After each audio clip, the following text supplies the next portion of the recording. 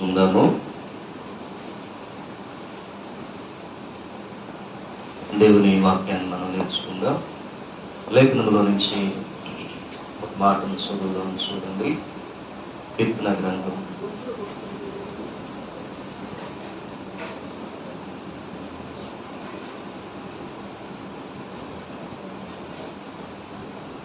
110వ కీర్తన మొదటి వచనాన్ని చదువుకుందాం.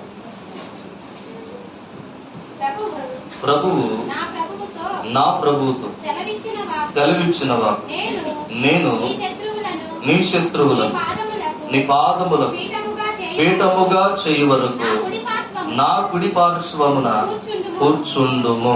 చాలు. హల్లెలూయా. జాగ్రత్తగా దేవుని వాక్యాన్ని మీరు వినాలి. అందరూ చక్కగా ఇటు చూడండి. జాగ్రత్తగా దేవుని మాటలు ఆలకిద్దాం. ఈ దేవుని బిడ్డలారా, ఇక్కడ మనం చదువుకున్నటువంటి ఆ వచనం ప్రభు అయినటువంటి యేసు క్రీస్తు వారిని గురించినటువంటి ప్రవచనాత్మకమైనటువంటి మాట. దానిలోనే ఒక మంచి వాగ్దానం కూడా కనబడుతుంది. దావీదు చెబుతా ఉన్నాడు, ఏమనంటే తండ్రి అయిన దేవుడు ప్రభు అయినటువంటి యేసు క్రీస్తు వారితో ఇలా అంటా ఉన్నాడంట. ఏమని అంటా ఉన్నాడు అంటే, నీ శత్రువులను నీ పాదములకు పీఠముగా మార్చు వరకు ఇదిగో నీవు నా కుడి పార్శ్వమున కూర్చుండుము అని చెప్పాడు. ఈ మాట దావీదు పలుకుతున్నాడు. తండ్రి అయిన దేవుడు యేసు ప్రభు వారితో ఈ మాట చెప్పాడు అన్నమాట. ఏమని? నీ శత్రువుల్ని నీ పాదములకు పీఠముగా మార్చే వరకు నీవు నా కుడి పార్శ్వమున కూర్చుండు. ప్రవచనాత్మకమైన మాట అన్నమాట ఇది.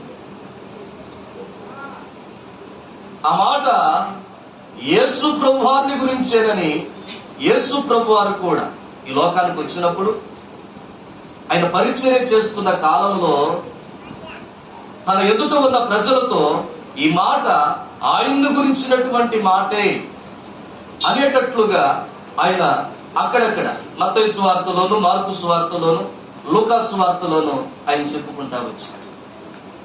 ఇదే మాటను పేతురు గారు ఇంకా స్పష్టంగా చెప్పాడు. అపోస్తలుల కార్యాలు 2వ అధ్యాయంలో, ప్రియ దేవుని బిడ్డలారా, 35వ వచనం, అది యేసు ప్రభువారిని గురించినటువంటి మాటే. తండ్రి అయిన దేవుడు ప్రభు అయినటువంటి క్రీస్తును గురించి పలికినటువంటి మాట అది. దావీదు ద్వారా మాటను పలికాడు. ప్రవచనాత్మకమైన మాట. ఆ ప్రవచనం క్రీస్తులోనే నెరవేరింది.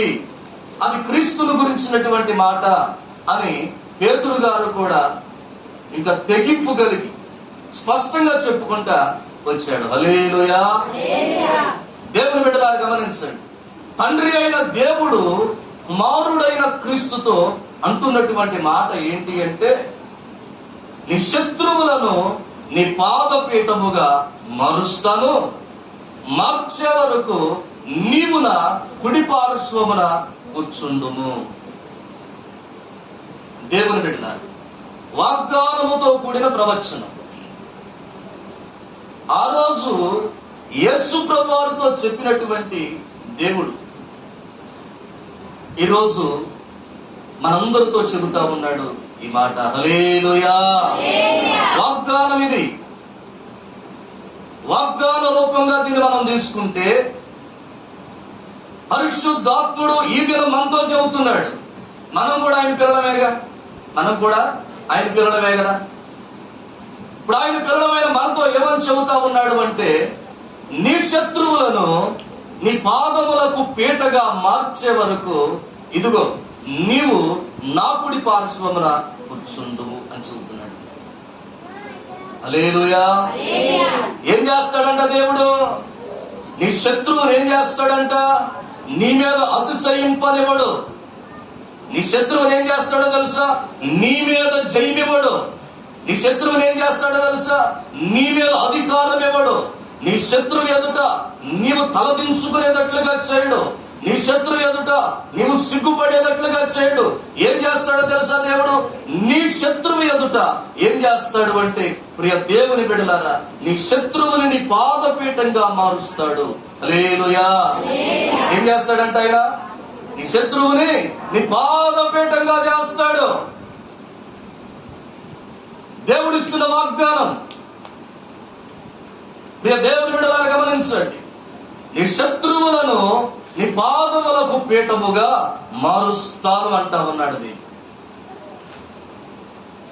నీ శత్రువుని నీ పాదపీఠంగా దేవుడు మార్చాలి అంటే ఇప్పుడు మనమేం చేయాలి అనేది ప్రాముఖ్యమైన మాట. మనమేం చేయాలి? హల్లెలూయా. ఏం చేయాలి మనం? నీ శత్రువుని దేవుడు నీ పాదపీఠంగా మార్చాలంటే నువ్వేం చేయాలి? గోసి బిగించుకొని బయలుదేరాలి. మనం కూడా బయలుదేరాలి. గోసి బిగించుకొని అర్థం కావట్లేదు. శత్రువుని మన పాదపీఠంగా దేవుడు చేస్తానట్టున్నాడు. ఆమేన్ చెప్పండి అందరూ కూడా. నా శత్రువుని నా పాదపీఠంగా దేవుడు మార్చునుగాక. అర్థమైందా? మీ దేవుని బిడ్డలారా చూడండి, శత్రువుని పాదపీఠంగా చేస్తానట్టున్నాడు దేవుడు. ప్రియ దేవుని బిడ్డలారా, పాదపీఠంగా మార్చాలంటే ఇప్పుడు మనం ఏం చేయాలో ప్రభు చెబుతున్నాడు. మనం ఏం చేయాలో దేవుడు చెబుతా ఉన్నాడు. ఏం చేయాలంటున్నాడు? ఏమన్నాడు అంటే, అక్కడ కింద మాట ఏమన్నాడు అంటే, నీవు నా కుడి పార్శ్వమున కూర్చుందుము. ఏం చేయాలంట? నీవు నా కుడి పార్శ్వమున కూర్చుందుము. హల్లెలూయా. శత్రువుని పాదపీఠంగా మార్చాలి అంటే ఏం చేయాలి? ఇప్పుడు మనం దేవుని కుడి పార్శ్వమున కూర్చోవాలి. నువ్వు దేవుని కుడి పార్శ్వాన కూర్చోగలిగితే దేవుడు ఏం చేస్తాడో తెలుసా? దేవుడు నీ శత్రువుని నీ పాదపీఠముగా మారుస్తాడు.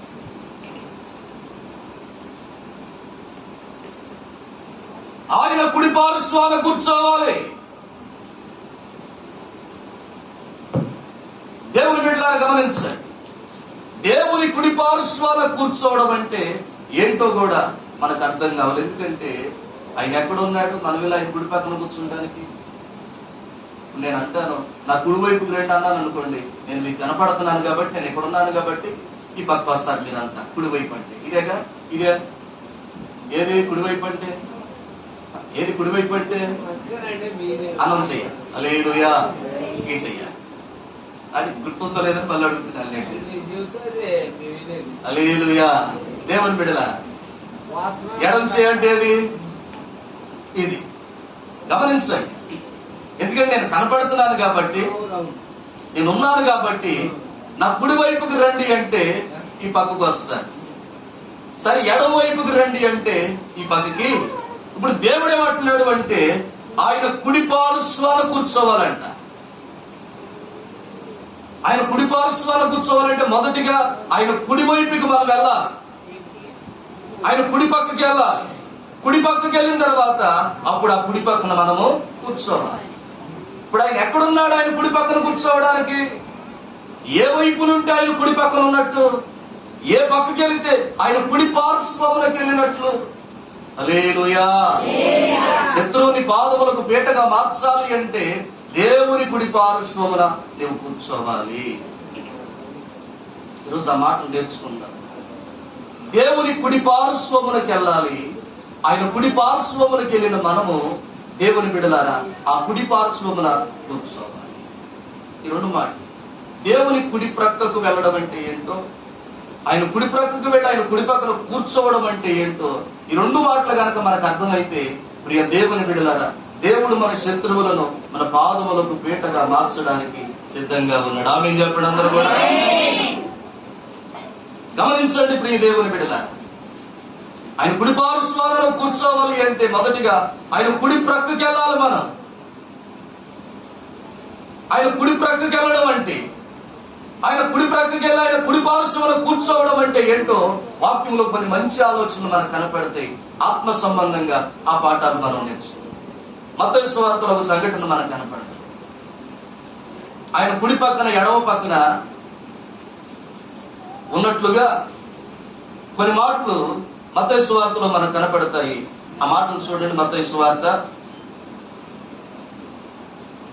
25వ అధ్యాయం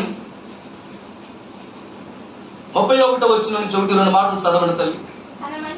తన మహిమతో మనుష్య కుమారుడు ఆయనతో కూడా సమస్త దూతలను వచ్చినప్పుడు ఆయన తన మహిమ గల సింహాసనం మీద ఆసీనుడయ్యుండును. అప్పుడు సమస్త జనము ఆయన ఎదుట పోగు చేయబడుదురు. గొల్లవాడు మేకలలో నుండి గొర్రెలను వేరుపరిచినట్లు ఆయన వారిని వేరుపరిచి తన కుడి వైపున గొర్రెలను ఎడమ వైపున మేకలను నిలవబెట్టును. హల్లెలూయా. కుడి ఎడమలను గురించి అక్కడ రాయబడింది. కుడివైపు అంటే ఏంటో మనం చూస్తా ఉన్నాం. ఆయన కుడివైపుకు రావాలి. ఆయన కుడి పార్శ్వమునకు రావాలి. మనం వచ్చిన మనం కుడి పార్శ్వమున కూర్చోవాలి.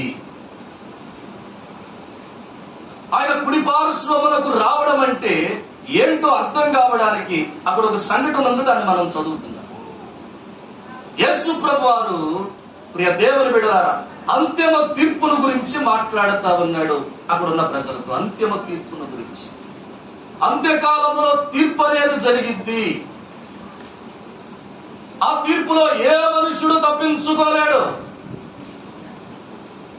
దేవుడు తన మహామహిమతో వచ్చినప్పుడు, తన దూతలతో వచ్చినప్పుడు ఆయన సింహాసనం మీద ఆసీనుడై ఉంటాడు. ఆసీనుడై ఉన్నప్పుడు సమస్త జనములు ఆయన ఎదుట పోగు చేయబడతారు. భూమి పుట్టింది మొదలుకొని అప్పటి వరకు ఉన్న ప్రతి మనుషుడు ఆయన సింహాసనం ఎదుట పోగు చేయబడతారు.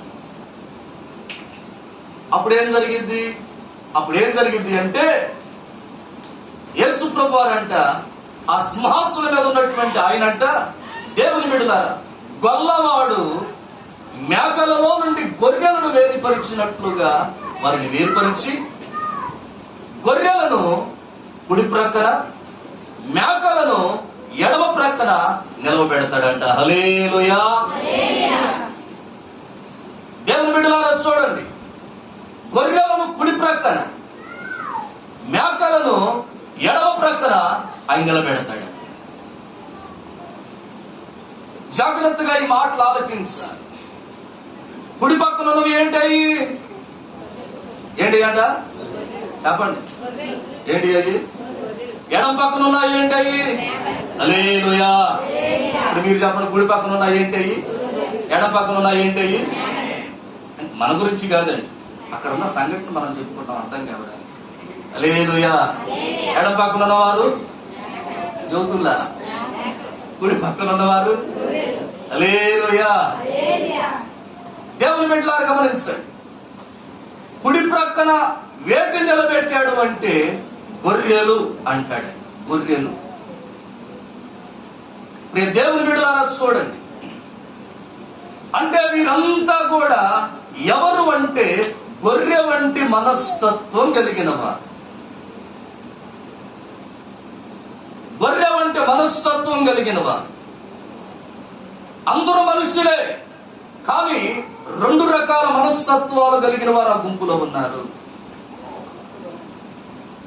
గొర్రెల మేకలు కూడా ఒకే దొడ్లో ఉంటాయి, దాదాపుగా ఒకడే కాపరి. కానీ వాటి జాతి వేరు, వాటి ప్రవర్తన వేరు, వాటి నడవడిక కూడా వేరే. ఒకేలాగా అనిపించిన ఒకటి కాదా 2. కాపరి ఒక్కడే, దొడ్డొకటే. ఇక్కడ కూడా దేవుని బిడ్డలారా అందరూ ఉన్నారు, అక్కడ మనుషులంతా ఉన్నారు, కానీ మనస్తత్వాలు వేరు అన్నట్లుగా చెప్పుకుంటూ వచ్చాడు. కుడి ప్రక్కన గొర్రెలను నిలబెట్టాడంట. అంటే వీరెవరు అంటే గొర్రె వంటి మనస్తత్వం కలిగిన వారు. హల్లెలూయా. ఎవరంట? గొర్రె వంటి మనస్తత్వం కలిగిన వారు. ఎడమ ప్రక్కన మేకలను నిలబెట్టాడంట. వీరెవరు అంటే మేక వంటి మనస్తత్వం కలిగిన వారు. ఇంకా వాక్యం లోతులోకి వెళ్తే చాలా ఆలోచనలు ఉంటాయి. అవన్నీ దేవుని బిడ్డలకు కొన్నిసార్లు అర్థం కాకపోవచ్చు. అందుకని అర్థం కావడానికి సింపుల్ గా చెబుతా ఉన్నాను అనమాట ఈ మాట. గొర్రె వంటి మనస్తత్వం కలిగిన వారు. దేవుని బిడ్డలారా చూడండి, కుడి పక్కన ఎవరున్నారు? గొర్రెలు అన్నాడు. అంటే గొర్రె వంటి మనస్తత్వం కలిగిన వారు. ఆయన కుడి ప్రక్కకు ఎవరు వెళ్తారు అంటే, దేవుని బిడ్డలారా, గొర్రె వంటి మనస్సు ఎవరికుంటుందో వారు ఆయన కుడి ప్రక్కన నిలబడతారు. హల్లెలూయా. ఆయన కుడి పార్శ్వములకు ఎవరు వెళ్తారు అంటే, గొర్రె వంటి మనస్సు ఎవరికుంటుందో, గొర్రె వంటి తత్వం ఎవరికుంటుందో వారు ఆయన కుడి పార్శ్వమునకు వెళతారు. ప్రియ దేవుని, గొర్రె మనస్తత్వం ఎట్లాంటిది అంటే, ప్రియ దేవుని బిడ్డలారా గమనించింది, మనకు తెలిసిన మాటలు. గొర్రె మనసు ఎలాంటిది అంటే, కాపరి ముందు వెళతా ఉంటే గొర్రె, ప్రియ దేవుని బిడ్డలారా, కాపరిని వెంబడించి పెట్టినారా? గమనించండి, కాపరి ముందు వెళతా ఉంటే గొర్రె ఏం చేసింది అంటే కాపరిని వెంబడించింది. ప్రియ దేవుని బిడ్డలారా, కాపరిని వెంబడించింది. గొర్రె వంటి మనస్సు కలిగిన వాడు యేసయ్య కుడి పార్శ్వమునకు వెళతాడు. అంటే దేవుని కుడి పార్శ్వమునకు వెళ్ళడము అంటే గొర్రె వంటి మనస్సు నీకుండాలి. ఏంటి గొర్రె మనస్సు అంటే? కాపరిని వెంబడించింది. నువ్వు కాపరిని వెంబడించే అనుభవాన్ని ఎప్పుడైతే కలిగి ఉంటావో, కాపరిని ఎప్పుడైతే నువ్వు వెంబడిస్తావో, అప్పుడు నువ్వు ఎక్కడున్నావో తెలుసా? దేవుని కుడి పార్శ్వమున ఉన్నావు. హల్లెలూయా. వింటున్నారా వాక్యం? అమ్మా, వెనకాల కుర్చీలో ఉన్న ముసలోళ్ళు హల్లెలూయా. ఏ మనసు ఉండాలంటే మనకి? ఏ మనసు? జనవరికి ఈసారి ఏదన్నా చూద్దాం. హల్లెలూయా. అయితే కార్యాలు వీడియోలో అవి చెబుతులు ఎవరు కూడా హల్లెలూయా. దేవుని బిడ్డలారా, గొర్రె వంటి మనస్సు. గొర్రె మనస్సు ఎలాంటిది? గొర్రె తత్వం ఎలాంటిది అంటే సేవకుణ్ణి వెంబడించింది. సేవకుణ్ణి వెంబడించింది.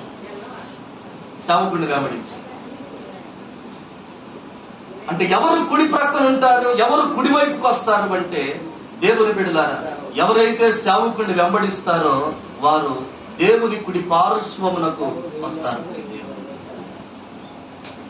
దేవుని కుడి పార్శ్వమునకు నువ్వు రావాలి అంటే, ప్రియ దేవుని బిడ్డలారా, కాపరిని మనము వెంబడించాలి. ఎవరా కాపరి అంటే 23వ కీర్తనలో కూడా మాట కనపడుతుంది. ఏమంటాడు? యెహోవా నా కాపరి, ఆయనే మన కాపరి. యోహాను సువార్తలో కూడా, ప్రియ దేవుని బిడ్డలారా,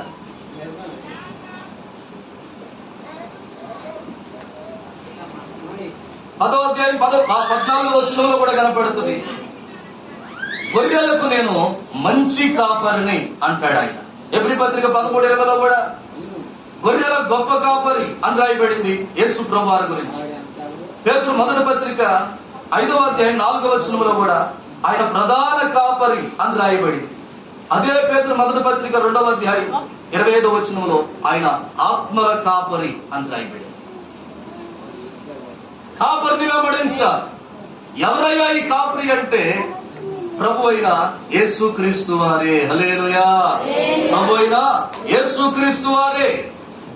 దేవుని కుడి పార్శ్వమునకు రావడం అంటే గొర్రె వంటి మనస్తత్వాన్ని కలిగి ఉండడం, గొర్రె తత్వాన్ని కలిగి ఉండడం. గొర్రె తత్వం ఏంటి అంటే కాపరినది వెంబడించింది. ప్రియదేవుని అంటే ఎప్పుడైతే కాపరిని నీవు వెంబడిస్తా ఉన్నావో అప్పుడు నువ్వు ఎక్కడున్నావో తెలుసా? యేసయ్య కుడి పార్శ్వమున నీవున్నావు. హల్లెలూయా. మేక మనస్తత్వం ఎట్లాంటిది అంటే, ప్రియ దేవుని బిడ్డలారా, కాపరి గొర్రెకేమో ముందు వెళ్ళాలి, మేక అయితే వెనకాల వెళ్ళాలి. మేక ఎక్కడ వెళ్ళాలంట? ఖచ్చితంగా. ఎందుకని? ముందెళితే మేక కాపర్ వెనకాల వెళ్ళదండి. పచ్చగా ఏ చెట్టు కనపడినా ఆ చెట్టు మీద 2 కాళ్ళు లేపి దాని మీద వేసి దాన్ని మేస్తాము. దేవుని బిడ్డలారా, కాపర్ వెళ్తున్నాడు అనుకుందాం అలా మన మాట వెళ్ళినట్టే ఉంటుంది, కానీ కాపర్ని వెంబడించదు. ఇదేదైనా పక్కన ఏదైనా చెట్టు కనపడింది అనుకోండి, కాపర్ నిడిచిపెట్టింది, అలా చెట్టు దగ్గరికి వెళ్ళి 2 కాళ్ళు లేపి చెట్టు మీద పెట్టి ఆకులు మేస్తా ఉంటుంది అన్నమాట. దేవుని బిడ్డలారా గమనించండి, కాపర్ని వెంబడించదు, మార్గం తప్పిపోతుంది. కాపర్ని వెంబడించదు. ఏ చెట్టు కనపడితే ఆ చెట్టు దగ్గర ఆగి ఆకులు మేస్తాం. దేవుని బిడ్డలారా చూడండి, ప్రతి చెట్టు ఆకు తింటది మేక. ప్రియ దేవుని బిడ్డలారా, మంచి చెట్టు ఆకు తింటది, పిచ్చి చెట్టు ఆకు తింటది, చెల్లేడు పాలు చెట్టు ఆకు తింటది, ముళ్ళ చెట్టు ఆకు తింటది. అవునా కదా? విషపూరితమైన చెట్టు ఆకున్న దాన్ని కూడా తింటది. చివరికి దురదగుంట ఆకుండా తెలుసా? దూరగుండ చెట్లు అంటారు కొన్ని చోట్ల, దాన్ని కూడా తినిద్ది.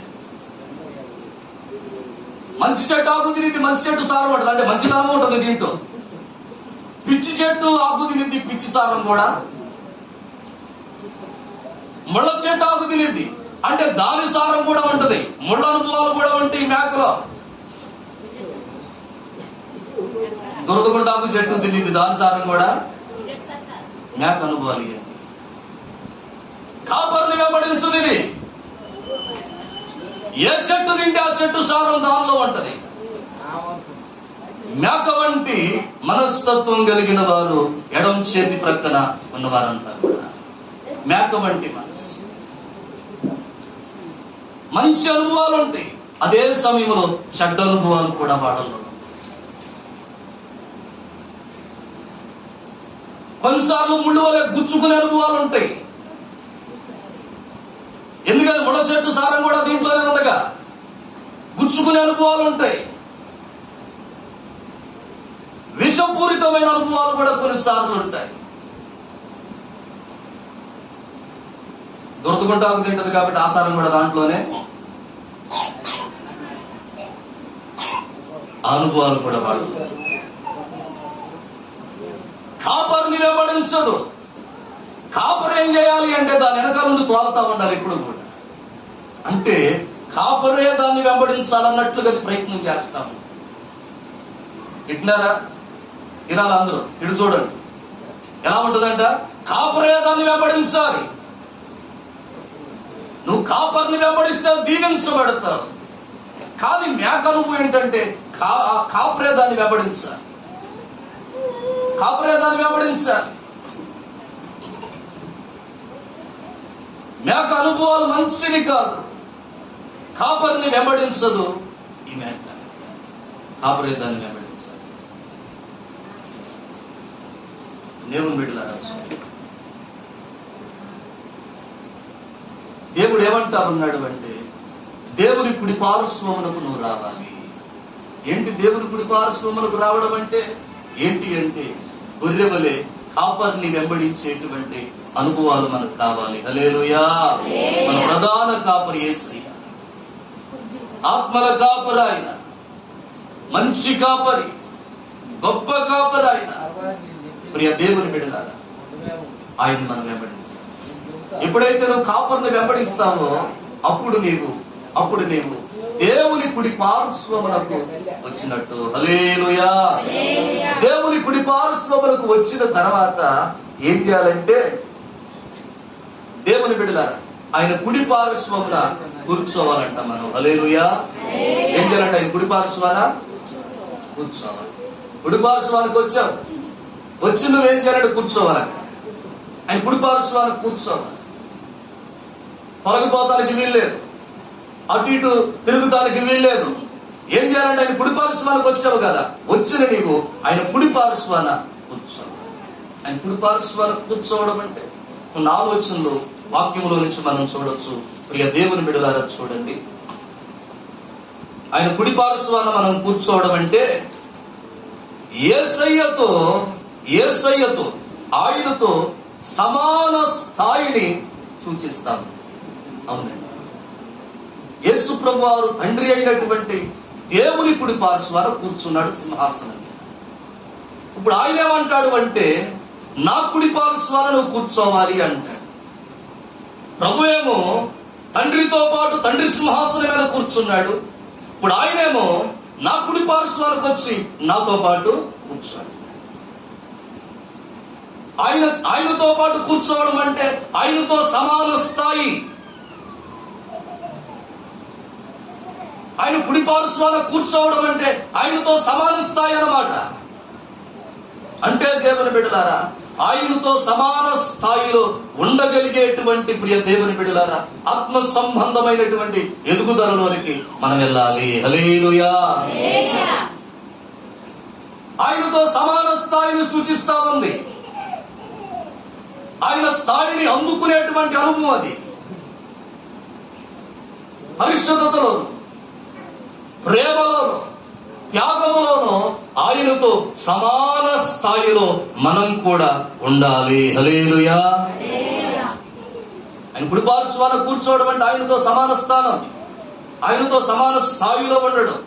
ఆయన కుడి పార్శ్వాన కూర్చోవడం అంటే ఆయనతో సమాన స్థానంగా ఉండేటువంటి ఒక మంచి అనుభవాన్ని దేవుడు మనకు చెబుతా ఉన్నాడు. ఆయన స్థానాన్ని మనం అందుకోవడం, ఆయన స్థాయిలోనికి మనం వెళ్ళడం, ఆ స్థానాన్ని మనం అందుకోవాలి. సమాన స్థాయిలోనికి వెళ్ళాలి. ఏ విషయంలో అంటే ఒక 3 మాటలు మనం నేర్చుకోవచ్చు. ఏ విషయంలో అంటే మొదటిగా ప్రేమలో. హల్లెలూయా. ప్రేమలో ఆయనతో సమాన స్థాయిలో ఉండాలి మనం. ప్రియ దేవుని బిడ్డలారా, గమనించాడు దేవుడు ఎంత ప్రేమ కలిగినాడు. యోహాను సువార్త దీని అక్కడ అర్థమైంది. 3:16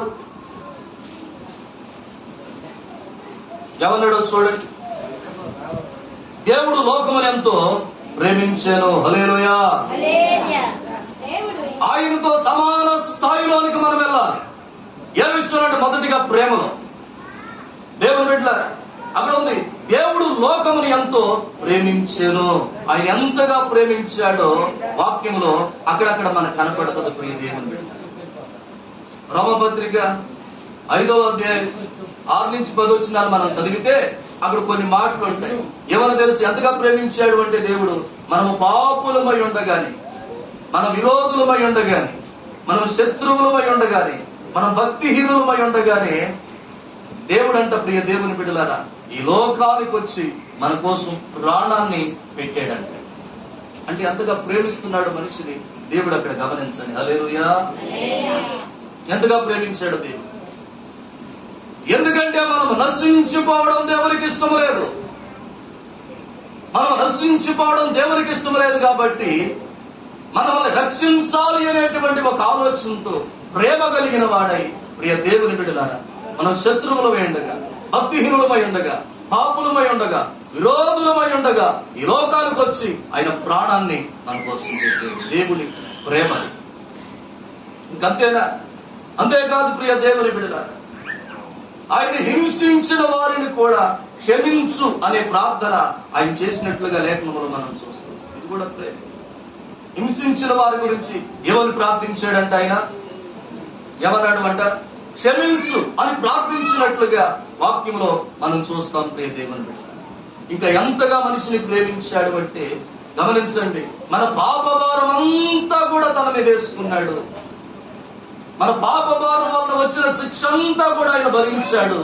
మన పాపములన్నీ కడిగి మనల్ని పరిశుద్ధులుగా మార్చాడు. ఎంతగా ప్రేమించాడు.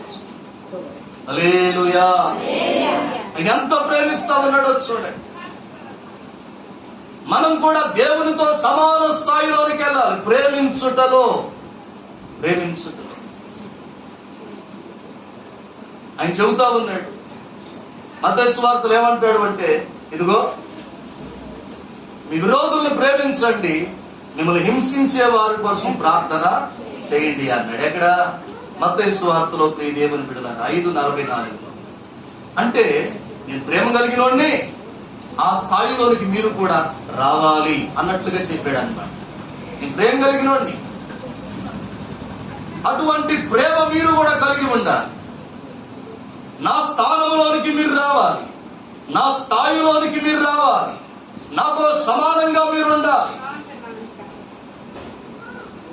మీ దేవుని బిడ్డలారా చూడండి, మీ శత్రువులను ప్రేమించండి, మిమ్మల్ని హింసించే వారి కోసం ప్రార్థన. ఇప్పుడు ఏం ప్రార్థన చేయాలి? హింసించే వారి కోసం. అమ్మా ఏమని చేద్దాం? వింటున్నారా? ఎవరి కోసం ప్రార్థన చేయాలంట? ఎవరి కోసం అంట? వినపడలేదు కదా మీకు? ఎవరి కోసం ప్రార్థన చేయాలి? హింసించే వారి కోసం ప్రార్థన చేయాలి. ఇప్పుడు ఏమని చేయాలి హింసించే వారి కోసం? మా ఊర్లో చెప్పారు అనుకుంటుంది, మా ఊర్లో ఈ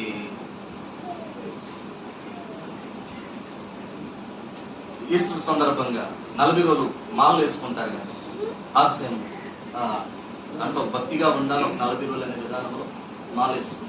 40 రోజులు అయ్యాక ఏమైందండి? 40 రోజులు అయ్యాక ఏమైందండి? దేవుని బిడ్డలారా గమనించండి. అలా మా ఊర్లో కొంతమంది ఆడోళ్ళు కూడా మాలేసుకుంటారు. కొంతమంది ఆడోళ్ళు కూడా మాలేసుకుంటారు. వాళ్ళు పొద్దున సాయంత్రం ఏం చేస్తారు అంటే చక్కగా దేవుని మందిరంలోకి వెళ్ళి మంచిగా ప్రార్థన చేసుకోవడం, ఆ జపాలు అవి చెప్పుకోవడం, ఆ ఊరు కోసం ప్రార్థన చేయడం, ఒక నిష్ఠగా ఉంటారు. ఆ గ్రామం కోసం కూడా చక్కగా ప్రార్థనలు చేస్తారు. అలా 40 రోజులు చక్కగా మాలేసుకొని పొద్దున సాయంకాలం గుళ్ళోకి వెళ్ళి మైకు చక్కగా పెట్టి ఆ మైకులో ప్రార్థన చేయడం, పాటలు పాడడం, జపాలు చెప్పడం, ఆ కార్యక్రమాలు చేస్తా ఉన్నారు. సాయంత్రం చక్కగా పెడుతున్నారు, పొద్దున్నే 4 గంటలకే పెడుతున్నారు. కొంచెం వీళ్ళకి ఇబ్బంది అనిపిస్తుంది. ఎవరికంటే కొత్త ఊళ్ళో వాళ్ళకి ఇబ్బంది అనిపిస్తుంది. 4 గంటలకే పెడుతున్నారు నిద్ర లేకుండా. వాళ్ళే మంచిగా చేస్తున్నారు, అందరి కోసం ప్రార్థన చేస్తున్నారు. వీళ్ళకి కొంచెం ఇబ్బంది అనిపిస్తుంది, ఎందుకంటే పనుల టైం నిద్ర లేకుండా చేస్తున్నారు వీళ్ళు అన్నట్లు వీళ్ళకి అనిపిస్తుంది. ఒక రోజున పాపం వాళ్ళని పిలిచారు, మాతలు అంటారు, మాతలారికి రండి అంటే వాళ్ళు కూడా వచ్చారు.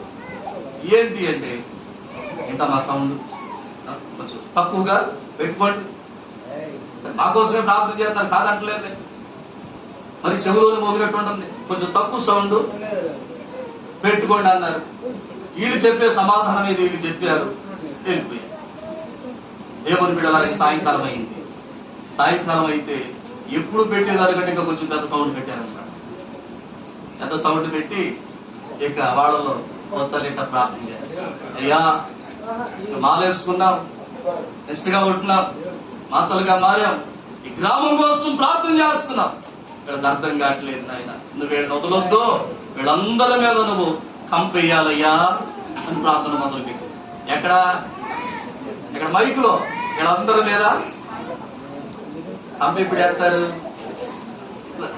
చచ్చిన తర్వాత బాగా పూడ్చిపెట్టి గుంట తక్కువ వచ్చి తవ్వుతీయమని దాని మీద రాళ్ళు వేసి తర్వాత కంపేసి వెళ్తారన్నమాట. అంటే ఏమని ప్రార్థన చేస్తుంది? తెలిసి చేసిందో తెలియక చేసిందో కానీ ప్రార్థన ఎలా చేస్తుందో చూడండి. శత్రువును ప్రేమించాలి, నిన్ను హింసించే వారి కోసం నువ్వు ప్రార్థన. ఏమని ప్రార్థన చేయాలి? ఏమని ప్రార్థన చేయాలంటే వారికి మారు మనస్సు రావాలని ప్రార్థన చేయాలి. హల్లెలూయా. ఏమని ప్రార్థించాలంట? వారికి మారు మనస్సు రావాలని ప్రార్థన చేయాలి. వారి ఆత్మ కూడా పరలోకానికి రావాలని ప్రార్థన చేయాలి. వారు కూడా నీతో కలిసి ప్రభుని ఆరాధించేటట్లుగా ప్రభు చూపమని దేవుని దగ్గర ప్రార్థన చేయాలి. హల్లెలూయా. దేవునితో సమాన స్థాయిలోనికి మనం రావాలి. ప్రేమించే విషయంలో దేవునితో సమాన స్థాయికి నువ్వు వచ్చేసేయాలి. ఆయన కుడి పార్శ్వాన కూర్చోవడం. ఇంకా రెండవదిగా ఇంకా అక్కడ ఇంకో మాట అన్నాడు, ఏ విషయములు అంటే పరిశుద్ధతలో. ఏ విషయములంట? హల్లెలూయా. ఏ విషయములంట? పరిశుద్ధతలో. పరిశుద్ధతలో కూడా ఆయన స్థానాలను అందుకోవాలి. ఆయనలో పాపము లేదు. జన్మలో గాని, కర్మలో గాని, మాటలో గాని, చూపులో గాని ఎక్కడా కూడా ఆయనలో పాపం లేదు. హల్లెలూయా. నాలో పాపం ఉన్నదని ఎవడైనా సరే నిరూపించగలడని సవాలు చేసిన ఒకే ఒక్క దేవుడైన మనుషుడైన ఆయనే. హల్లెలూయా. ఆయనే. ఏ రకంగా నువ్వు ఆలోచన చేసిన ఆయనలో పాపం లేదు. పరిశుద్ధతలో ఆ స్థానానికి మనం వెళ్ళిపోవాలి. పరిశుద్ధతలో ఆ స్థాయిలోనికి వెళ్ళిపోవాలి. పరిశుద్ధతలో ఆ స్థాయిని మనము అందుకోవాలి ప్రియ దేవుని బిడ్డలారా.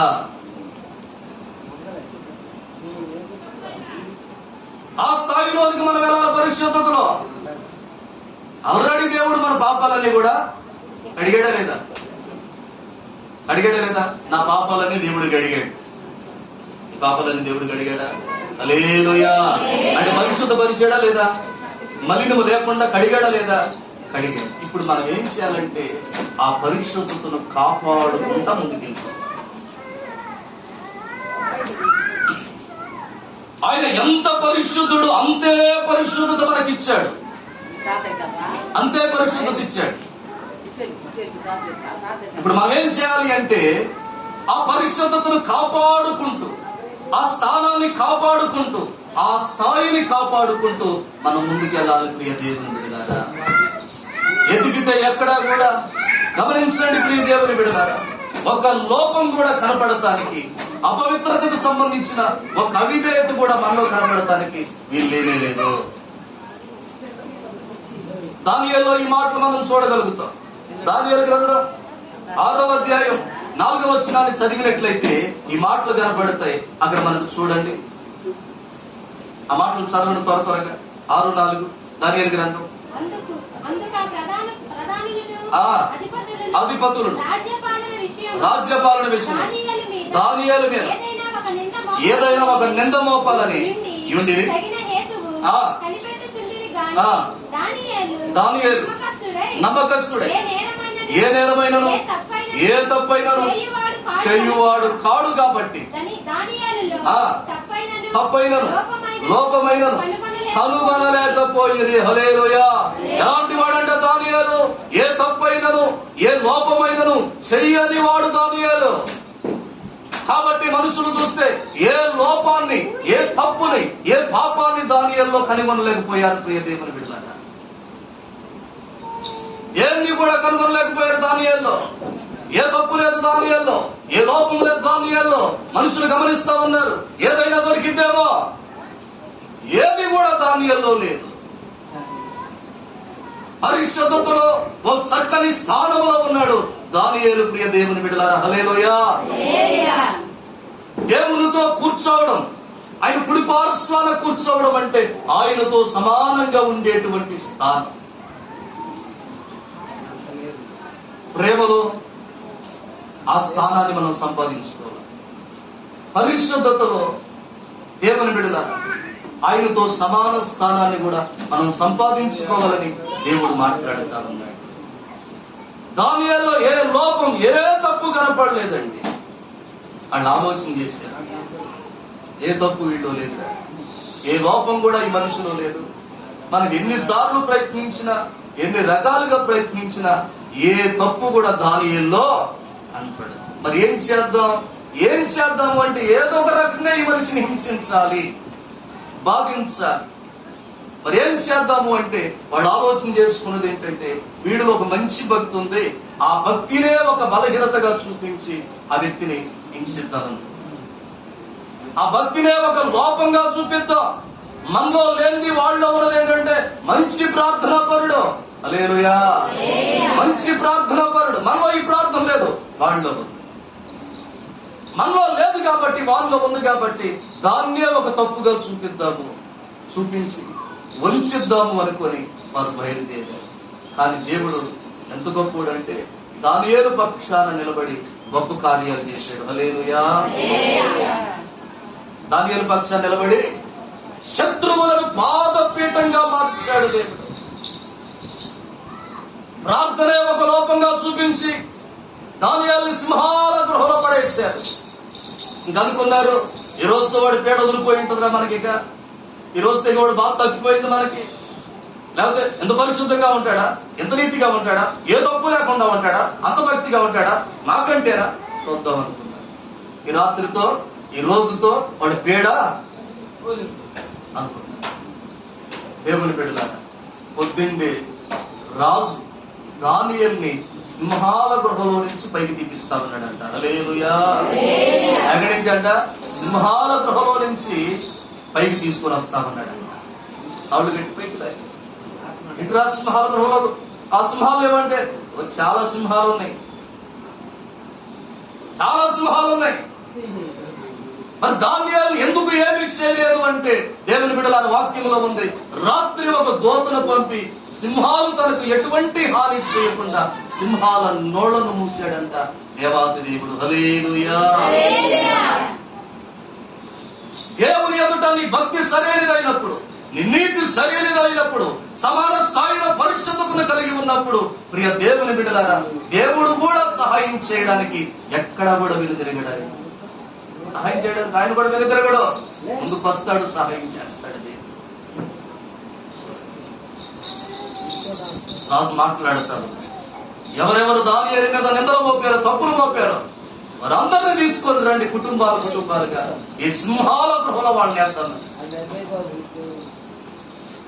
దాదాపుగా ప్రియ దేవుని బిడ్డలారా 120 మందికి పైనే వాడు కుటుంబాలుగా అది పట్టుకోవచ్చు. ఆ సింహాల గృహంలో వేస్తే వారి శరీరాలు కింద పడకముందే సింహాలు వాళ్ళ ఎముకలు సైతం దొరికేసి, అంటే ఎన్ని వందల సింహాలు ఉంటే ఆ పని చేసి ఎన్ని వందల సింహాలు.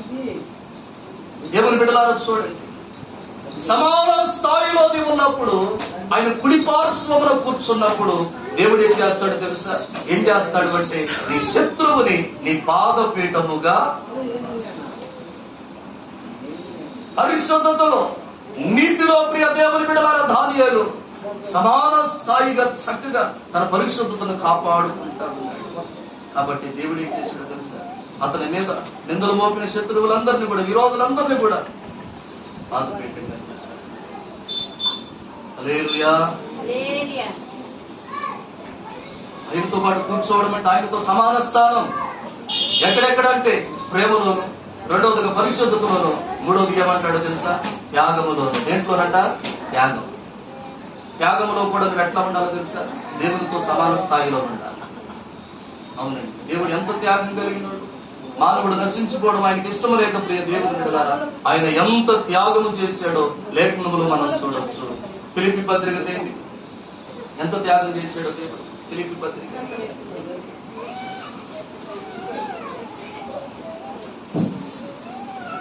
2వ అధ్యాయం 6వ వచనం నుంచి చదివితే, ఆయన దేవుని స్వరూపము కలిగిన వాడయ్యుండి దేవునితో సమానముగా ఉండుట విడిచిపెట్టకూడని భాగ్యమని ఎంచుకొనలేదు గాని పుట్టి ధరించుకొని చేసుకొనెను. ఆకారమందు మనుషుడుగా కనబడి మరణము పొందునంతగా, అనగా శిలువ మరణము పొందునంతగా విధేయత చూపిన వాడై తన్ను తాను తగ్గించుకొనెను. హల్లెలూయా. దేవుని బిడ్డలారా, మన కోసం ఆయన ఎంత త్యాగం చేశాడో చూడండి. ప్రియ దేవుని బిడ్డలారా, ఎంత త్యాగం చేశాడు ప్రభు. ఎంత త్యాగం చేశాడు అంటే అక్కడ వాక్యములో ఉంది, 6వ వచనంలో ఏముందో తెలుసా? ఆయన దేవుని స్వరూపమును కలిగిన వాడయ్యుండి దేవునితో సమాన స్థానమును కలిగి ఉండి అది విడిచిపెట్టకూడని భాగ్యమని తెలిసి కూడా మనమందరం నశించిపోవడం ఆయనకి ఇష్టం లేక ఆ భాగ్యాన్ని విడిచి ఈ లోకానికి వచ్చాడంట. హల్లెలూయా. ఆ భాగ్యాన్ని విడిచి ఈ లోకానికి వచ్చాడు. ఎంత త్యాగం చేశాడో చూడు దేవుడు. అమ్మా ఎందో అందరూ ఆయన ఎంత త్యాగం చేశాడో చూడండి. విడిచిపెట్టకూడని భాగ్యాన్ని విడిచిపెట్టి లోకానికి వచ్చాడు. ఆయన ఎంత త్యాగం చేశాడు అంటే ప్రియ దేవుని బిడ్డలారా, ప్రాణత్యాగము కూడా. హల్లెలూయా. ఎందుకు ఇంత త్యాగం చేశాడు అంటే మానవుడు నశించిపోవడం దేవునికి ఇష్టం లేదు.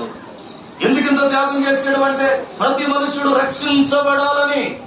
ఎందుకు ఇంత త్యాగం చేశాడంటే ఏ మనుషుడు నశించిపోక నిత్య జీవానికి వెళ్ళాలని యేసయ్య ఎంత త్యాగం చేస్తా ఉన్నాడో. త్యాగములో దేవుని స్థానాన్ని మనం సంపాదించుకోవాలంటే ఆ స్థాయిలోనికి వెళ్ళాలి. ఆ స్థాయిలోనికి మనం వెళ్ళాలి. ఆయనతో పాటు కూర్చోవడం అంటే ఆయనతో సమాన స్థానం. త్యాగములో ఆ స్థానానికి వెళ్ళిపోవాలి. నశించిపోతున్న ఆత్మల కోసం యేసు ప్రభువారు త్యాగము చేశాడు. ప్రియ దేవుని బిడ్డలారా, విడిచిపెట్టకూడని భాగ్యాన్ని విడిచి వచ్చాడు. ప్రాణాన్ని కూడా ఆయన త్యాగం చేశాడు. హల్లెలూయా. యేసయ్య గారు ఎంత మంచి పాట రాశాడు.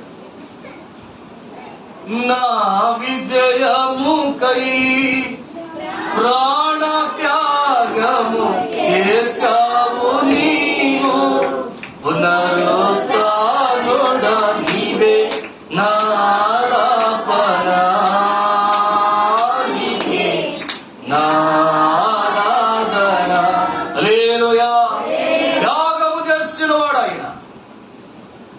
మనం కూడా త్యాగం చేయాలి. నశించిపోతున్న ఆత్మల కోసమే.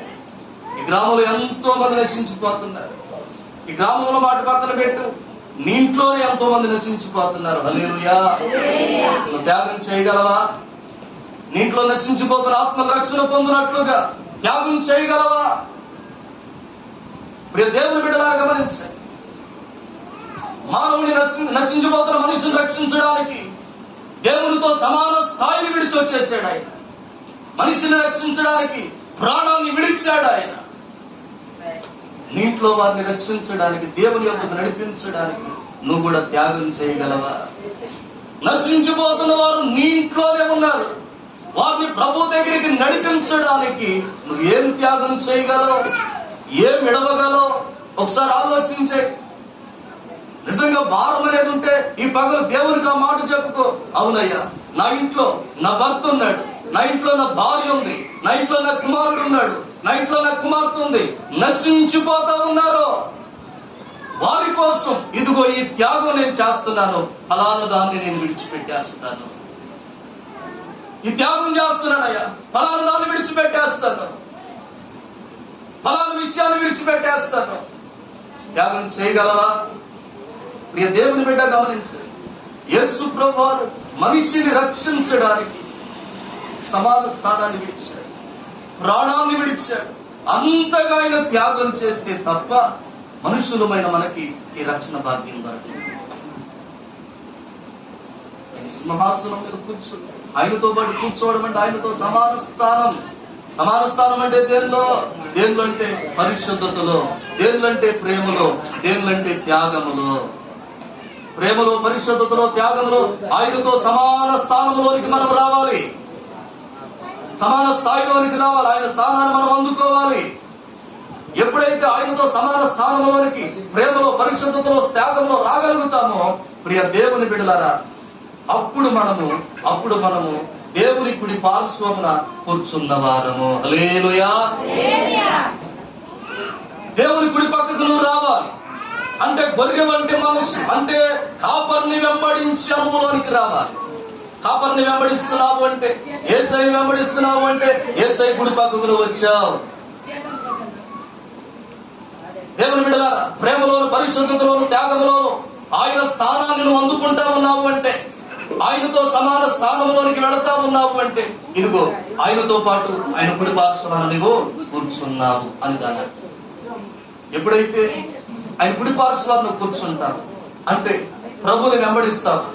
ప్రభుని వెంబడిస్తూ దేవుని బిడ్డలారా, ప్రేమలోను, పరిశుద్ధతలోను, త్యాగంలోను ఆయనతో ఆ స్థాయిని అందుకోవడానికి నువ్వు ప్రయత్నం చేస్తావో అప్పుడు దేవుని కుడి పార్శ్వాన నువ్వు కూర్చున్నవాడవు, కూర్చున్నటువంటి వ్యక్తి. ఎప్పుడైతే దేవుని కుడి పార్శ్వాన మనం కూర్చుంటామో ప్రియ దేవుని బిడ్డలారా, అప్పుడు ఆయన ఏం చేస్తాడో తెలుసా? ఏం చేస్తాడు అంటే నీ శత్రువును నీ పాదపీఠముగా ఆయన మారుస్తాడు. హల్లెలూయా. ఏం చేస్తాడంట? నీ శత్రువుని నీ పాదపీఠముగా ఆయన చేస్తాడు. ఎప్పుడు ఆయన శత్రువుని పాదపీఠంగా మారుస్తాడు అంటే దేవుని కుడి పార్శ్వాన మనం కూర్చున్నప్పుడు. మంచి వాగ్దానం, మంచి వాగ్దానం,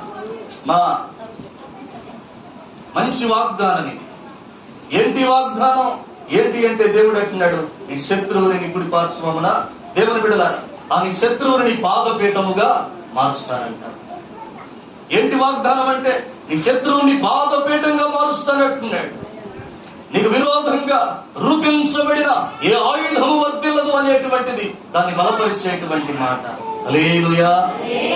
ప్రియ దేవుని బిడ్డలారా, శత్రువులను పాదపీఠంగా ఆయన మార్చాలి అంటే మనం ఏం చేయాలి అంటే దేవుని కుడి పార్శ్వమున కూర్చోవాలి. ఆయన కుడి పార్శ్వానికి నువ్వు వెళ్ళాలి అంటే ప్రభువును వెంబడించాలి. ప్రధాన కాపరిని వెంబడించాలి, ప్రభువుని వెంబడించాలి. దేవుని బిడ్డలారా, ఆయన కుడి పార్శ్వాన కూర్చోవాలి అంటే ఆయనతో సమాన స్థానం అంటే పరిశుద్ధతలోను, ప్రేమలోను, త్యాగములోను ప్రియ దేవుని బిడ్డలారా ఆయన స్థానాన్ని మనం అందుకోవాలి. అందుకున్నప్పుడు ఆ రీతిగా మనం ఉన్నప్పుడు దేవుని కుడి పార్శ్వాన మనం కూర్చున్న వారం కాబట్టి ఆయన ఏం చేస్తాడు అంటే నీ శత్రువు ఎదుట నీ తల దించుకోనివ్వడు, నీ శత్రువు ఎదుట నేను సిగ్గుపడనివ్వడు. గమనించండి, నీ విరోధిని నీ మీద చేయమందనివ్వడు, నీ విరోధి చేతికి నేను అప్పగించడు గాక. ఆయన ఏం చేస్తాడు అంటే నీ శత్రువుని నీ పాదపీఠముగా ఆయన మారుస్తాడు. హల్లెలూయా. దేవుని బిడ్డల, నీ శత్రువుని నీ పాదపీఠముగా మారుస్తాడు. సింహాసనం మీద ఏం కూర్చున్నావు? దేవుని బిడ్డలారా, సింహాసనం మీద కూర్చున్నప్పుడు కింద ఏముంటది అంటే ఆ పాదాలు పెట్టుకోవడానికి పీట ఉంటది. దేవుని సింహాసనం మీద నువ్వు కూర్చుంటావు, నీకు పాదపీఠం ఎవరంటే నీ శత్రువులే. ఎవరు? హల్లెలూయా. సింహాసనం మీద దేవుని పక్కన నువ్వు కూర్చున్నావు, కింద పాదాలకు పీట ఏంటి అంటే నీ మీద విట్టిపడి ఉండొచ్చు నీ శత్రువు. నీ మీద కొంతకాలం అధికారం చలాయించిన వాడేమో నీ శత్రువు, నీ మీద అతిశయించిన వాడేమో, కొంతకాలం నేను ఇబ్బంది పెట్టిన వాడేమో, కొంతకాలం నేను హింసించిన వాడేమో, కొంతకాలం నీవెంత ప్రేమగా సమాధానకరంగా ఉందామని చూసినా రకరకాలుగా నేను బాధ పెట్టిన వాడేమో. కానీ నువ్వు మాత్రం దేవుని కుడి పార్శ్వాన్ని కూర్చుంటే ఆ శత్రువుని తెచ్చి నీ పాదములకు పీటగా ఆయన మారుస్తాడు. హల్లెలూయా. ఆ శత్రువుని తెచ్చి నీ పాదములకు పీటగా మారుస్తాడు. మరి దేవుడి మాటలు మన వెనుకడిలో దీవించునుగాక. ఆమేన్. మోకరించండి, ప్రభు దగ్గర ప్రార్థన చేద్దాం. మోకరించండి. స్తోత్రం. దేవునికి వందనాలు.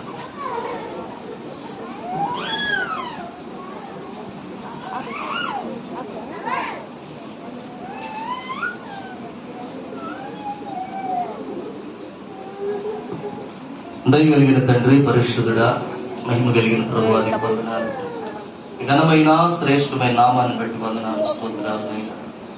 పగలు మీరు మాట్లాడిన ప్రతి మాటను బట్టి వందనాలు. ఒక మంచి వాగ్దానం మీరు మాకు ఇచ్చారు. మీ శత్రువులను పాదపీఠంగా చేస్తాను. ఇది మేమేం చేయాలో మీకు చెప్పారయ్యా. నీ కుడి పార్శ్వమునకు కూర్చోవాలి అన్నారు. అందులో బట్టి నీకు స్తోత్రాలు. నీ కుడి పార్శ్వమునకు రావాలి అంటే గొర్రె వంటి మనస్తత్వాన్ని మేము కలిగి ఉండాలంటే కాపరివైన నిన్ను వెంబడించాలి మేము. అయ్యా, నీ కుడి ప్రక్కన కూర్చోవడం అంటే, నీతో కూర్చోవడం అంటే నీతో సమాన స్థానాన్ని మాకు ఇస్తున్నాం. అంటే నీతో సమాన స్థానాన్ని మేము కలిగి ఉండాలి. ఆ స్థాయిని అందుకోవాలని కూడా మీరు సెలవిస్తా వచ్చారు. ప్రేమలోను, పరిశుద్ధతలోను, త్యాగములోను ప్రభువా నీతో సమాన స్థానములోనికి, ఆ స్థాయిని అందుకునేటువంటి స్థితిలోనికి మేము రావాలని. అలా ఉన్నప్పుడు నీ కుడి పార్శ్వమును మేము కూర్చున్నవారు. నీ కుడి పార్శ్వాన మేముంటే అయ్యా మా శత్రువు ఎదుట ఇదిగో మా తలను పైకెత్తే దేవుడు, మా విరోధులు ఎదుట మా తలను పైకెత్తే దేవుడు, విరోధంగా రూపించబడిన ఈ ఆయుధం వర్ధిల్లకుండా చేసే దేవుడు, అంతకంటే ముఖ్యంగా శత్రువులను పాదపీఠముగా మార్చే దేవుడు. ఇదిగో ప్రభువా కూడిన ప్రతి ఒక్కరిని జ్ఞాపకం చేసుకోండి. అయాని బిడ్డల హృదయాన్ని మాటలు నాటండి, ఫలభరితంగా మార్చండి. శత్రు సంబంధమైన దుర్గేజం ఏదైనా ఉన్నా, శత్రు సంబంధమైన ఆయన వ్యతిరేకత ఏదైనా ఉన్నా, శత్రు సంబంధమైన ఏలుబడి ఏదైనా ఉన్నా దేవానికి స్తోత్రాలు. అందరి మీద వాటన్నిటి మీద నీ బిడ్డలకు దీవిస్తున్నామని ప్రార్థన చేస్తున్నా. మాటలు అయాని బిడ్డల హృదయాలు నాటమని, దీవెనకరంగా మార్చమని యేసు పరిశుద్ధ నామములో ఈ మనవలని అడిగి వేడుకుంటున్నాము తండ్రి. ఆమేన్. ఆమేన్.